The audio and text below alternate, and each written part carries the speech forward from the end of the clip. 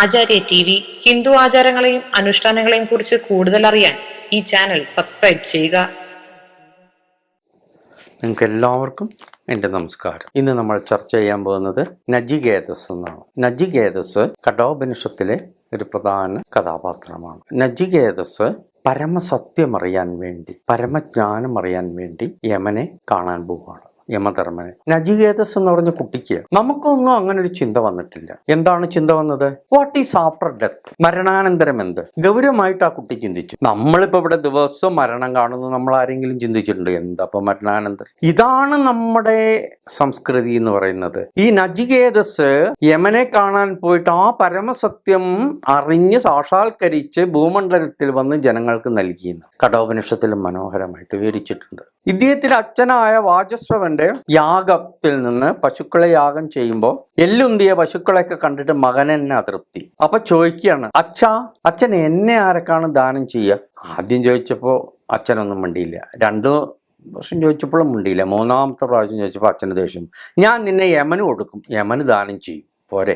പണ്ടൊക്കെ വാക്ക് പറഞ്ഞ വാക്ക് പിന്നെ പിൻവലിക്കില്ലേ? ഈ കുട്ടി യമധർമ്മരാജാവിന്റെ അടുത്തേക്ക് പോയേ പറ്റൂ. യമൻ എന്ന് പറഞ്ഞാൽ മരണം. പക്ഷെ ഈ കുട്ടിയുടെ ആ ഈശ്വരൻ അത്രയും ഈ കുട്ടിയിൽ ദയ കാട്ടിയത് കൊണ്ട്, ഈശ്വരകാരുണ്യം നിറയെ ഉള്ള കുട്ടിയായതുകൊണ്ട് യമപുരിയിലെത്തി യമധർമ്മനെ കാത്തിരിക്കുകയാണ്. അപ്പൊ അവിടെ യമധർമ്മൻ ഉണ്ടായിരുന്നില്ല. 3 ദിവസം ജലപാനമില്ലാതെ കാത്തിരുന്നു. ദൃഢനിശ്ചയമുള്ള കുട്ടിയാണ്. എനിക്ക് യമനെ കാണാം. മറ്റുള്ളവരൊക്കെ പറഞ്ഞു പൊയ്ക്കോളാൻ, സമ്മതിച്ചില്ല, അവിടെ ഇരുന്നു. 3ാം ദിവസം യമധർമ്മൻ വന്നിട്ട് ചോദിച്ചു, നീ ആരാണ്? ഇവിടെ വരാൻ എല്ലാവരും പേടിക്കുന്നു, നീ മാത്രം ഇത്രയും ധൈര്യമായിട്ട് വന്നത്? അതിനൊന്നും ആ കുട്ടി മിണ്ടിയില്ല.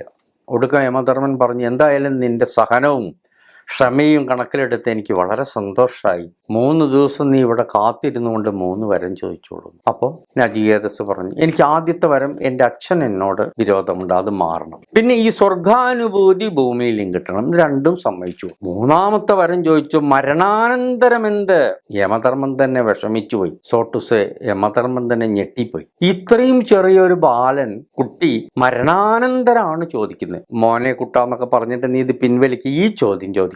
ബാക്കി എന്ത് വേണമെങ്കിൽ ചോദിച്ചാണ്, നിനക്ക് എത്ര ധനം വേണോ, സ്വർണം വേണോ, ഭൂമി വേണോ, എന്തൊക്കെ വേണോ ഞാൻ തരാം, പക്ഷെ ഈ ചോദ്യം ചോദിക്കല്ലേ. നചികേതസ് വിട്ടില്ല, എനിക്ക് ഇതിന് ഉത്തരം വേണം. ആരും ചോദിക്കാത്ത ചോദ്യമാണ്, മരണാനന്തരം എന്ത്? യമധർമ്മൻ ഒടുവിൽ നിർബന്ധിതനായി ഉത്തരം പറഞ്ഞു കൊടുക്കുക. അങ്ങനെ മരണാനന്തരം എന്ത് കുറേ ഉദാഹരണങ്ങളൊക്കെ പറയുന്നുണ്ട് അതിൽ. നമ്മുടെ മനുഷ്യ ശരീരത്തെ ഒരു രഥരൂപമായിട്ടും ഓമിനെ പറ്റിയും പല പല പല കാര്യങ്ങളും ഇങ്ങനെ വർണ്ണിച്ചു പോകുന്നുണ്ട്. ഒരു വാക്കുകൊണ്ടൊന്നും പറഞ്ഞു കൊടുക്കാൻ പറ്റാത്ത കാര്യങ്ങളാണ്. അങ്ങനെ ആ കുട്ടിക്ക് എല്ലാം പറഞ്ഞു കൊടുത്തു. മരണാനന്തരം ഈ ശരീരം പോയാൽ നമുക്കൊരു നിലനിൽപ്പുണ്ട്. ആ നിലനിൽപ്പ്, അതിന്റെ സ്വരൂപം ആനന്ദമാണ്, പിന്നെ നശിക്കാത്തതാണ്. നമ്മൾ നശിക്കില്ല. നമ്മുടെ സ്വരൂപം ആത്മസ്വരൂപമാണ്, സച്ചിദാനന്ദ സ്വരൂപമാണ് നമ്മൾ. പക്ഷേ അത് ഈ ശരീരം ഇരിക്കുമ്പോൾ തന്നെ നമ്മൾ സാധന ചെയ്തിട്ട് ആ ബോധത്തിലെത്തണം. ഇതാണ് ആ കുട്ടിക്ക് അവിടുന്ന് കിട്ടിയ അമൂല്യമായ അറിവ്. ആ അറിവും കൊണ്ട് തിരിച്ച് ഭൂമിയിലേക്ക് എത്തി ഇത് ഇവിടെ എല്ലാവർക്കും പകർന്നു കൊടുത്തു. അപ്പം നചികേതസിനെ നമ്മൾ നമിച്ചേ പറ്റൂ. കാരണം മരണാനന്തരം നമുക്ക് ഒരു നിലനിൽപ്പുണ്ട്. പക്ഷെ അതറിയാനും അനുഭവിക്കാനും അതിലൂടെ പോകണമെന്ന് മാത്രം, ശ്രേയസ്സിലൂടെ പോകണം. ഈ ഒരു പരമസത്യത്തെക്കുറിച്ചുള്ള ശാസ്ത്രം ഭാരതത്തിന്റെ തന്നെ ഒരു കുത്തകയാണെന്ന് പറയാം. ബാക്കി എവിടെ ഇത് അറിയില്ലേ? കാരണം നമ്മൾ ഇന്നിപ്പോ പലരും ധരിക്കുന്നത് ജനിക്കുന്നു മരിക്കുന്നു, അതിലിപ്പോ എന്താ? അതിലൊന്നുമില്ല. കാരണമുണ്ട്. ഏതിനും ഒരു കാര്യവും കാരണമുണ്ട്. അപ്പൊ നമ്മുടെ ജനനത്തിനും മരണത്തിനും കാര്യകാരണമുണ്ട്.